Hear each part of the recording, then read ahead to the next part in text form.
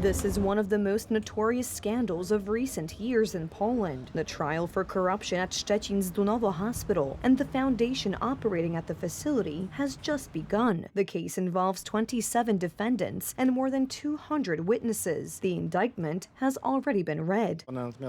There were, however, applications of the defendants to discontinue the proceedings or to return the case to the prosecutor's office to complete any deficiencies in the proceedings. These applications were not granted. The next dates have already been set. They are September 8th and then 2 October dates. The subject of the prosecution's interest is the period between 2008 and 2019. During this period, hospital patients were supposed to pay a total of 2,300,000 zloty to a foundation operating at the hospital, thus guaranteeing better medical care.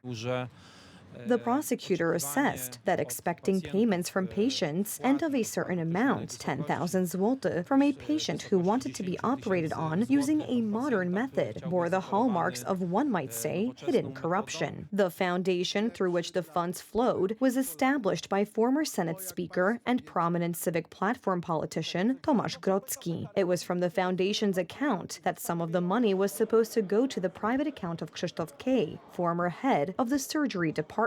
Last year, investigators claimed that Tomasz Grodzki was the mastermind behind the entire operation. However, the politician who is protected by immunity was not allowed to go on the bench of defendants. The Civic Coalition and Grodzki's colleagues in the Civic Platform have been defending him from the very beginning. They are pushing this lying thesis that Tomasz Grodzki says from the very beginning that this is a political investigation. The prosecutor's office first filed a motion to waive Grodzki's immunity in 2021, but at the time the Senate, dominated by the Civic Coalition, did not agree. Last year, the prosecutor's office renewed the attempt. After it was illegally taken over by the new government, the request was withdrawn in February this year. In total, Tomasz Grodzki has been hiding behind immunity for 1,237 days.